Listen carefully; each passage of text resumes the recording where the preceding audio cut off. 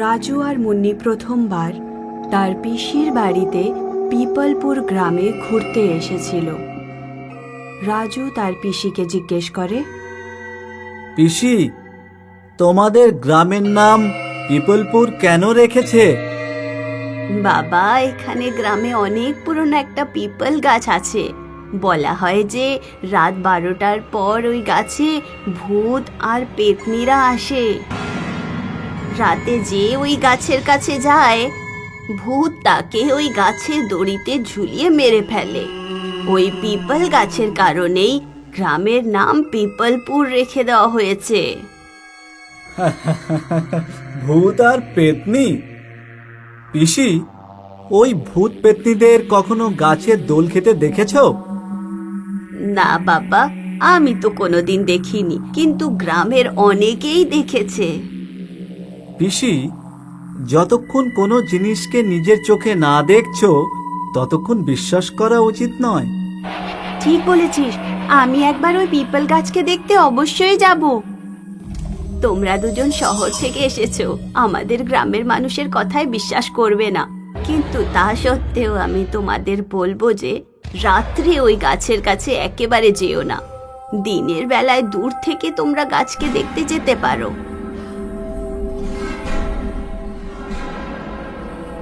জায়গাটা খুব নিরিবিলি, মনে হয় ভয় পেয়ে গ্রামের লোক এদিকে আর আসেই না। হ্যাঁ, কিন্তু আমি তো এখানে কোনো ভূত প্রেত দেখতে পাচ্ছি না। তখনই একজন বুড়ি পেছন দিকে রাজু আর মুন্নির কাঁধে হাত রাখে। তোমরা দুজন কারা? তুমি কে? আমাদের কাছে এসো না।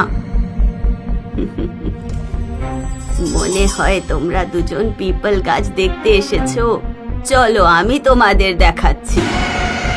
বুড়ি ওই রাজু আর মুন্নির হাত শক্ত করে ধরে আর ওদের পিপল গাছের দিকে টানতে থাকে। আমাদের হাত ছেড়ে দাও, আমাদের আমাদের কোথায় নিয়ে যাচ্ছ? তুমি পিপল গাছ দেখবে, তাই না? এসো আমার সাথে। তখনই মুন্নি আর রাজুর পিসো ওখানে চলে আসে। আরে তোমরা এখানে কি করছো? মুন্নি আর রাজু দৌড়তে দৌড়তে তাদের পিসোর কাছে পৌঁছায়। পিসা, ভালো হয়েছে তুমি এসে গেছো। হ্যাঁ, কি হয়েছে? তোমরা দুজন কাঁদছো কেন? ওই বয়স্ক মহিলা আমাদের জোর করে পিপল গাছের দিকে টেনে নিয়ে যাচ্ছিল।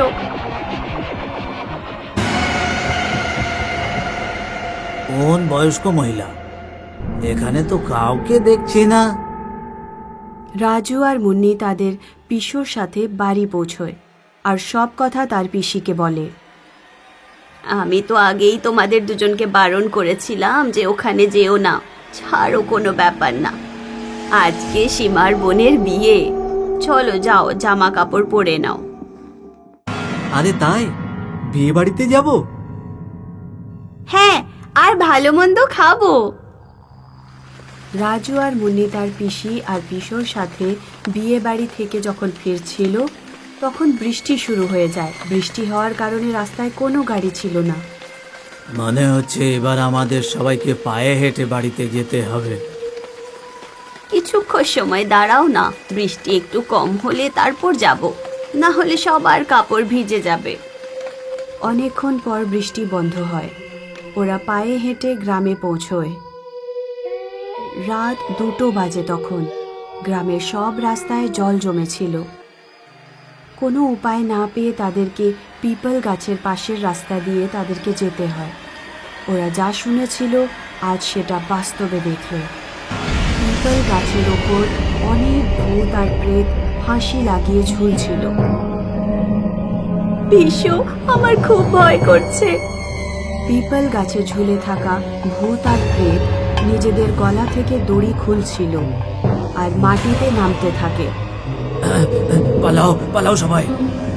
4 জন পালাতে থাকে, কিন্তু কাদা হওয়ার কারণে মুন্নির পা স্লিপ করে। রাজু ওকে তাড়াতাড়ি ওঠায়। ভূত আর পেতনি ওদের পিছু নেয়। তাড়াতাড়ি পালাও তোমরা, ভূতেরা আমাদের দিকেই আসছে। ওরা কিছু দূর দৌড়তে দৌড়তে যায় আর রাজু কাদায় পড়ে যায়। ভূত রাজুর কাছে চলে আসে আর ওর পা ধরে ফেলে। ভূত রাজুকে তার দিকে টানছিল আর রাজুর পিসো রাজুকে নিজের দিকে টানছিল। ওদিকে পিসি নিজের ব্যাগে দেশলাই খুঁজছিল।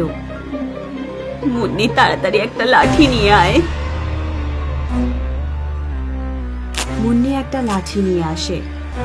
পিসি দেশলাই জ্বালিয়ে লাঠি ধরানোর চেষ্টা করে, কিন্তু কাঠের টুকরো ভিজে থাকার কারণে জ্বলছিল না। দেশলাইয়ের কাঠি সব ফুরিয়ে যায়। মুন্নি আর পিসি কাঁদতে শুরু করে। ওদিকে ভূত রাজুর এক পা টেনে নেয় আর একজন সাধু বাবা মশাল নিয়ে ওখানে পৌঁছায়। আগুনের ভয়ে সব ভূত ওখান থেকে পালিয়ে যায়। রাজুর প্রাণ বেঁচে যায়, কিন্তু ওর এক পা চিরদিনের জন্য হারাতে হয়। জয়া অনেক বছর পর অফিসের ছুটিতে নিজের নৈনিতালে এসেছিল। দিদিমা, এসে গেছিস আমার সোনা? এখন তো 10 দিন ব্যাস তোমার কাছেই থাকবো। ব্যাস 10 দিন? কি করবো দিদিমা, অফিস থেকে শুধু 10 দিনেরই ছুটি পেয়েছি। ঠিক আছে, এবার তো পুরো গ্রাম ঘুরবো। জয়া বিকেল বেলা গ্রামে ঘুরতে বেরোলো। আরে, এটা তো সেই আমের বাগান যেখানে আমি ছোটবেলায় খেলতাম। ও অনেক জায়গা ঘুরলো আর রাস্তায় ও একটা আশ্চর্যজনক বটগাছ দেখলো। এই গাছটা এত আলাদা কেন? এরকম কেন মনে হচ্ছে যেন এটা আমাকে নিজের কাছে ডাকছে? আর তখনই জয়া, জয়া, আসছি দিদিমা। জয়া, ওই গাছের কাছে যাস না। কেন দিদি? কারণ ওখানে ভূত প্রেত থাকে। ভূত? হ্যাঁ, এর পেছনে একটা অনেক বড় কাহিনী আছে, যার শুরুয়াত দুটো চোর দিয়ে হয়েছিল। রঘু আর গটিয়া দুজনই চোর ছিল। ওরা এই লালার গয়নার উপরে নজর রেখেছিল। লালা একজন সোনার ছিলেন। লালা খুবই ধনী আর মালদার ছিল, যে সব সময় সোনার ওপরেই বসে থাকতো। হাতে 5টা সোনার আংটি আর গলায় সোনার মালা। আরে, একে ধরে যদি এর সমস্ত সোনাগুলো নিতে পারি না, তাহলে আমাদের জীবনে আর কোনো টেনশন থাকবে না ভাই। আর নয়তো কি, ওপর থেকে নিচে পর্যন্ত শুধু সোনাই আর সোনা। চল না, আজ এর পিছনেই। কি বলিস? রঘু আর গটিয়া লালার পেছন পেছন হাঁটতে শুরু করলো। ওরা দেখলো যে লালা একটা খালি রাস্তা দিয়ে যাচ্ছিল। এই ভাই ভাই, এটাই সঠিক জায়গা। ও প্রতিদিন এই রাস্তা দিয়ে দোকান বন্ধ করে তারপরে যায়, বুঝলি তো রে? হ্যাঁ, তাহলে একটা কাজ করা যাক। আজ রাতে না আমরা এই গাছের উপরে বসে থাকবো, বুঝলি? আর ওকে এখানেই লুটবো। কি বলিস ভাই? আর এই কথাগুলো ওই গাছটাও শুনে নিল। তুই আজ রাত 9টার সময় না এখানে চলে আসিস, বুঝলি? এনে, এই লালা না, ও 9:30টার সময় এখান থেকে প্রতিদিন যায়। আর শোন, আর মুখটা ঢেকে নিস, না হলে আমাদের ধরে ফেলবে। আমরা প্রথমবার চুরি করতে যাচ্ছি নাকি? হ্যাঁ, চল, আমাকে বেশি জ্ঞান দিস না। আর শোন, তুই কিন্তু সময় মতো চলে আসিস। রঘু ওখান থেকে সোজা মদের দোকানে গেল, আরো অনেক মদ খেলো। গটিয়া খুব বুদ্ধিমান ছিল। ও প্ল্যান বানাতে শুরু করলো। আর ওখানে 8টার সময় ও গাছের সামনে পৌঁছে গেল। কিন্তু ও কি জানতো যে ওর সাথে কি হতে চলেছে? ও গাছে উঠতে শুরু করলো। হঠাৎ করে গাছের চোখ খুলে গেল।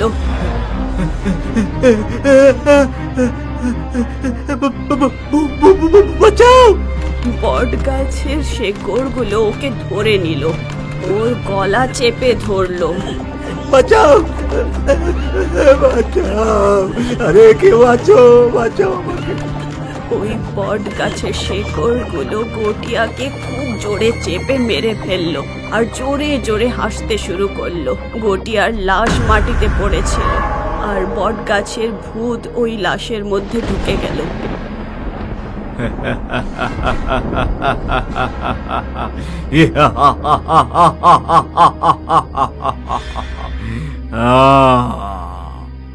এবার ভূত রঘু লালার ওয়েট করতে শুরু করলো। 9টার সময় রঘু ওখানে পৌঁছলো। কি ভাই, তুই তো আজকে সময় মতো এসে পৌঁছেছিস। আমি তো এখানেই থাকি। গটিয়া পেছনে ঘুরলো। ওই দেখ লালা ভাই আসছে। আমরা না ওই চল গাছের পিছনে লুকিয়ে পড়ি, আর তুই হামলা করবি, ঠিক আছে? তারপর আমরা সব সোনা চুরি করে নেব। কি বলিস ভাই? আরে গাধা, আরে লুকিয়ে পড়। গটিয়া একদম চুপচাপ দাঁড়িয়েছিল। যখনই লালা আগে আসলো, গটিয়া ওর কাঁধে হাত রাখলো। তুমি কে বাবা? গটিয়া চোখ তুলে তাকালো। আরে বাঁচাও, আমাকে বাঁচাও, কে বাঁচাও। যখন রঘু সোনা চুরি করতে যাচ্ছিল, ও দেখলো গটিয়া লালাকে মাটি থেকে ওপরে তুলে নিয়েছিল। রঘু ওখানেই দাঁড়িয়ে পড়ল। বাঁচাও, আমাকে কেউ বাঁচাও। তোকে আবার কে বাঁচাবে?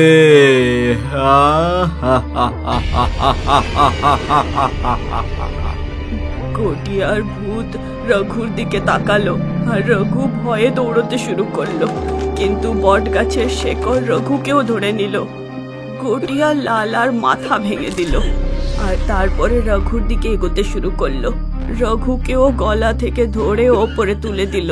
রঘু খুব চিৎকার করতে শুরু করলো।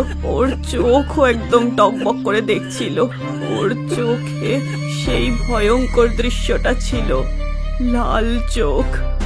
দিদা, তারপরে গটিয়ার কি হলো? ওর সঙ্গে আরো খারাপ হওয়া বাকি ছিল। মানে এই যে এর পরে গটিয়া যখন গ্রামের দিকে এগোলো, তখন রাস্তায় ও যাকেই পেল তাকেই ও গটিয়া তুলে ফেলে দিচ্ছিল, আর জোরে জোরে হাসতে শুরু করলো। এটা দেখে গ্রামের লোকেরা সব পালাতে শুরু করলো। গটিয়া হাঁটতে হাঁটতে একটা পাহাড়ের দিকে পৌঁছলো। ওখানে ওর সামনা হলো একজন শক্তিশালী সাধু বাবার সঙ্গে। ওই সাধু বাবা নিজের মন্ত্রের শক্তিতে গটিয়ার আত্মাকে বশ করে নিল। এবার গটিয়া ওই সাধু বাবার হাতের পুতুল হয়ে পড়েছিল। ও যাই চাইতো সেটা গটিয়া দিয়ে করিয়ে নিত। গটিয়া ওর তপস্যার জন্য জিনিসপত্র নিয়ে আসতো। সাধু বাবা খুশি ছিল, কারণ গটিয়ার ভেতরের ভূত ওর সব কথা শুনতো। কিন্তু সাধু বাবা কোথায় জানতো যে ওই ভূত রাস্তা দেখছিল। যেভাবেই গটিয়ার ভূতের সুযোগ পেল, ও সাধু বাবাকেই মেরে ফেললো। তারপর কি হলো? তারপর আবার গ্রামের লোকেদের ওপর বিপদ আসলো, আর সব সময়ের মতো ওরা গুরুজির কাছে পৌঁছলো। আমাদের বাঁচিয়ে নিন গুরুজি, একমাত্র আপনি আমাদের বাঁচাতে পারেন। গুরুজি নিজের দৃষ্টি দিয়ে সব কিছু দেখে নিলেন। এখন একটাই রাস্তা আছে। সেটা কি গুরুদেব? ওই বট গাছের পেড়ের ভূত থেকে তবেই নিস্তার পাবে। তখন ওই গইতা মারা যাবে। গ্রামবাসীরা ভাবতে শুরু করলো। তারপর ওরা নির্ণয় নিল যে যদি গটিয়ার মোড়াতে গ্রামের লোকেদের প্রাণ বাঁচে, তাহলে সেটাই করা উচিত। গুরুজি গ্রামের লোকেদের হাতে একটা সুরক্ষা কবচ বেঁধে দিলেন। কেউ যেন তাবিজ খুলবে না যতক্ষণ না গইতা মারা যাবে। গ্রামবাসীরা গুরুজির কথা মেনে নিলেন, আর গটিয়াকে মারার জন্য জাল বেছানো হলো। কিছু গ্রামের লোক গটিয়ার সামনে দৌড়তে শুরু করলো, আর ওই জায়গাতে গুরুজি সাধনা করতে বসলেন। গটিয়ার আসতেই উনি গটিয়ার ওপরে কিছু ভস্ম ফেললেন। গটিয়ার ভেতরের ভূত বাইরে চলে আসলো গুরুজির বশে। তারপর গুরুজি গটিয়ার সামনে একটা তলোয়ার ফেললেন। গটিয়া সেই তলোয়ারটা ওঠালো আর নিজের গলা কেটে ফেললো। সমস্ত গ্রামবাসীরা স্তব্ধ হয়ে গেল। কিছুক্ষণের মধ্যেই গটিয়া কষ্ট পেতে পেতে মরে গেল। তারপর গুরুজি মন্ত্র জাপ শুরু করলেন, একটা সুরক্ষা কবচ বানালেন। ওকে ওই বট গাছের নিচে পুঁতে দেওয়া হলো। তখন থেকে গ্রামবাসীরা সুরক্ষিত। কিন্তু দিদা, গটিয়াকে মারা কি জরুরি ছিল সেটা তো জানি না, কিন্তু যদি একজনকে মেরে অনেকের প্রাণ বাঁচানো যায় তাহলে তাতে খারাপ কি? কিন্তু দিদা, যখন আমি ওই গাছের সামনে থেকে যাচ্ছিলাম তখন আমার মনে হলো যেন কেউ আমাকে ডাকছে। সব সময় লোকেদের এরকম মনে হয়, এই জন্যেই বলছি ওখানে যেও না। থ্যাংক ইউ দিদা।